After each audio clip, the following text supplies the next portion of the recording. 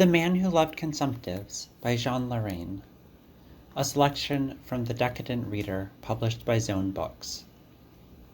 "I say, there's yet another new one," uttered the elegant black suit sitting in front of me in the orchestra stalls during the second act of Legrande's play, and smiling into his mustache, he fixed his opera glasses on one of the boxes at the edge of the dress circle, where a tall, slender young woman had just entered, quite pale, in an exquisite dress of pale blue tulle that made her look all the more pale. This took place in the middle of the second act, the act in the chapel, when Sir Claudio, his brow nip, and his hand on the hilt of his sword, inveighs against Leonato, and the candid hero, in the celebrated Shakespearean apostrophe, "Keep your daughter, she is too dear." Captivated the theatre was by the drama of the scene, and by the brilliance of Roybert's costumes glittering against the M's remarkable watercolour, which Perel had incorporated into the scenery. All eyes, all spy-glasses, had followed the direction of the opera-glasses, and the fragile creature, leaning on the red velvet parapet of her box, in all her disturbing, spectral pallor, seemed resplendent under the gaze of the men and women suddenly fixed on her. A thin, oval face with a languid expression full of pain. Her wide, dark, ultramarine eyes were disturbing, so passionate and sorrowful in their bruised bluish hollows. A delicate nose with animated nostrils that twitched as if she was gasping for air in an atmosphere too thin and inadequate to sustain life. And, with her great plumed fan held close to her flat chest, she occasionally bit the burning crimson flesh of her lips, the enamel of her teeth flashing against the redness of her mouth, so hard as to draw blood. Next to her a man had taken his seat, tall, robust, in good health, in the very prime of his life, and dressed very correctly, with the wide moire rope of his pince-nez hanging across his white evening waistcoat, the outfit of a clubman, obsessed by the princely elegance of some Sagan, and he leaned towards the frail, pale woman, murmuring in her ear, and offering her some crystallized Parma violets from a bag of soft silk, which she nibbled at, half smiling and choking.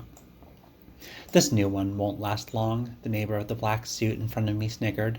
"She won't last more than 2 months. That little lady has reached the suffocation stage. She probably coughs up lungfuls of blood, and she must be pretty hot stuff between midnight and 2 o'clock when the fever rises. Very pretty, too, if a little thin." He had taken the spyglass from his friend's hand, and, with the lenses riveted to the box, he scrutinized every contortion of the pale blue dress and every assiduity of the large white waistcoat. "Devilish taste, I must say," continued the ogler, "loving skeletons of women and devoting himself to the obsequies of love. Dear Phoros, I only ever see him in the with graveyard Venuses, and always someone new. How many mistresses has he already gotten rid of? 3 or 4 in 2 years. He's a monomaniac. You'd think he gets them from the hospital. Illness, and above all consumption, is what enchants him. We've had The Executioner's Mistress. He's the lover of the doomed, in love with elegies and tears. Good old Phoros. He keeps himself in good health, but he only loves those who are going to die. The fragility of their existence makes them all the more precious and dear to him. He gasps for air during the attacks, shivers during their fevers, and, attentive to their every sigh, leaning over them as they suffocate, aching with pleasure. He follows the progress of their pain, feeling their spasms and living their agony. A true sybarite. Yes, I know, a savage fellow, rather like a sadist tormented by macabre ideas, virtually a necrophiliac, requiring a trace heat of the corpse, and seeking in death the last saviour of love. The crime of St. Un, renewed every evening in the privacy of his bedchamber, and the curiosity of the senses safeguarded from judicial inquiry by the victim's semblance of life. Oh, what a mistake, my dear man! How far you are from the truth! Phoros is a sweet man, elegiac, obsessed by the exquisite impressions of sadness, driven wild by mourning. He wears mourning in his thoughts, and has a funeral urn in the place of a heart. Deliciously distressed, and in the 7th heaven to be so, his latest lovers he continually lays the branches of his evergreen cypress of grief, the phoenix, constantly reborn. I vow I do not understand a thing. What a coarse man you are!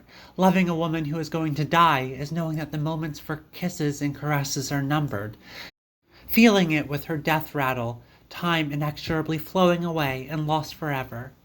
Despairing in advance, and yet intoxicated, conscious that each sensual delight experienced is a step nearer the tomb. And yet, with hands trembling with horror and desire in your bedchamber, you dig the grave where they will lay your beloved. And this is the beauty of it all. You need never know how to turn back the bitter allure of hasty encounters, whence there is no turning back. If you can't understand the melancholic and obsessive intoxication, the intoxication of those liaisons irredeemably marked by death and pleasure. Monstrous, but absolutely true. Fragility is the great attraction of creatures and things. Flowers would be less pleasing if they did not wither. The quicker the flower dies, the more sweet it smells. Its life is exhaled with its perfume. The same goes for a doomed woman. As she dies, she frantically abandons herself to the sensual pleasures that make her live so much more intensely while killing her slowly. Her moments are numbered. Her thirst for love and her need to suffer burn and inflame her. She clings to love with the desperate convulsions of a drowning woman, and, full of desire, gathering all her strength in a final kiss. Death already wringing her in his hands, she would kill with pleasure, if she were not dying from it herself. Kill the man she desperately adores, whose long, strong, and passionate embrace makes her faint and die. Delightful. Yes, delightful is the love of consumptives. And then there is another advantage. Phoros thus avoids the often brutal adieus, coming even from a gallant man at the necessary term of an affair, those scenes of rupture often more than tiresome and always disagreeable, from the government bonds right down to the vitriol, all the repellent filth you get at the end of a lease. Practical and delicate, he never knows the inevitable disillusionment of prolonged relationships, the distressing and dreary satiety of chronic idyls and rancid liaisons. His affairs are resolved on the white sheet, embroidered with the pale silver of a young woman's coffin, bestrewn with violets and roses in the light of candles, to the sound of organs and of phallatums, and the bride in death resembles Ophelia. And he, like a modern Hamlet, follows his beloved's cortege, and if his heart is broken into pieces, his suffering at least has a beautiful backdrop. Flowers and incense, music and the priest's psalms in the grand finale of a moving scene, the suffering of an artist, in a word, but of a practical artist and a businessman. For death acts as his counselor and guide, and he has been made the keeper of Montmartre Cemetery responsible for the liquidation of his emotions. Better still, he weeps sincerely for his mistresses.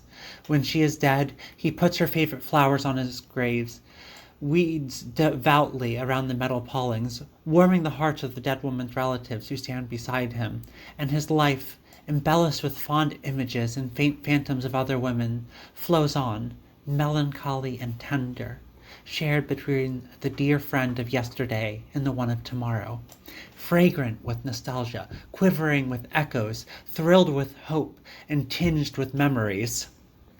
A monster.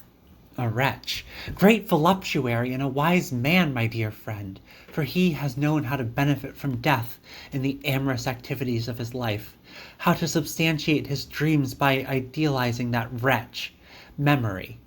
And he is our master, one and all, my dear man, whatever one may say, for he is the only man to weep genuinely for his mistresses, and the only one who knows today how to savor regret, that filter, that poison, which in times past caused the death of lovers in legend, and on which today feed the lost lovers of the century, in this age of disbelief and sordid gain, when only consumption and tuberculosis still kill.